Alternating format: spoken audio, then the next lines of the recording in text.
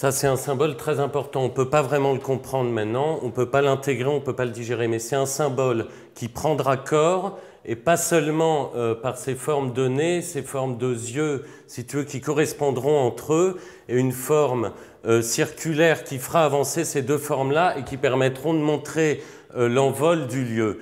Ce n'est pas un symbole qu'on peut comprendre tout de suite, et aucun des symboles qu'on trouve ici ne peut être compris, si tu veux, dans l'heure. Il ne faut pas chercher à tout comprendre tout de suite, sinon le bâtiment reste sur place et il ne pourra absolument jamais prendre son envol, ni les ailes vers l'intérieur, ni les ailes vers l'extérieur. Si tu veux, tout ce qui est tuyau, ça permet de récolter le flux sanguin de l'inconscient de toutes les personnes qui seront réunies ici au moment de l'envol du lieu. Donc, les parois, on pense qu'elles sont fixes. Tu vois que les portes, elles ont l'air solides comme ça, mais à tout moment, elles peuvent, si tu veux, prendre des plis et les replis des corps des gens. Comme tu vas voir des replis et des déplis dans le corps de chaque personne, tu peux t'imaginer que les parois, et ce n'est pas une imagination, c'est ce qui va se passer si on ne se dépêche pas. Il faut à tout prix se dépêcher et essayer, si tu veux, aussi de donner des tapes, si tu veux, en rythme ou pas, dans le lieu, ce qui permet d'arriver directement vers la rampe de lancement. Tu as l'infirmerie qui est là, qui pourra servir à tout moment en fonction de si le bâtiment s'envole, se déforme ou pas. La déformation du bâtiment est nécessaire. Il ne peut pas respirer comme ça dans le vide.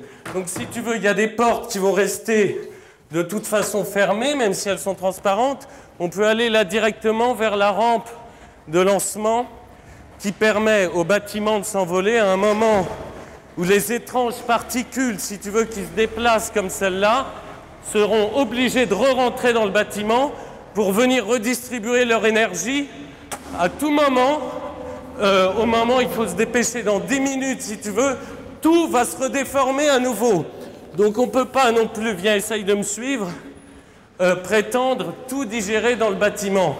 On est obligé d'aller à l'aveuglette et de comprendre petit à petit. Voilà un globule rouge, typiquement un globule rouge qui s'est maquillé en bleu pour ignorer la transformation très prochaine du bâtiment. On a de chaque côté des ailes. Il y a de l'eau qui permettra aux nourrissons de boire à tout moment, au moment de l'envol et de la déformation très prochaine du tap-au-tap.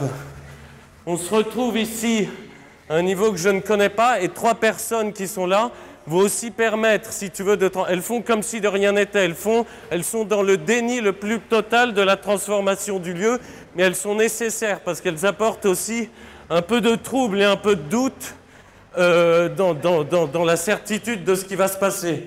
On a ici, si tu veux, un matelas qui peut être prévu au moment du repli sur soi. C'est un bâtiment de toute façon qui a été conçu pour la guerre et pour la paix, et dans des moments intermédiaires, des moments d'encastration.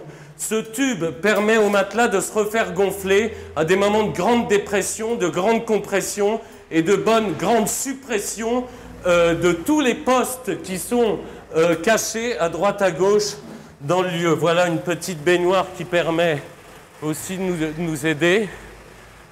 Tous les symboles ne sont absolument pas compréhensibles à l'heure qu'il est, mais ils seront hyper nécessaires vers la fin.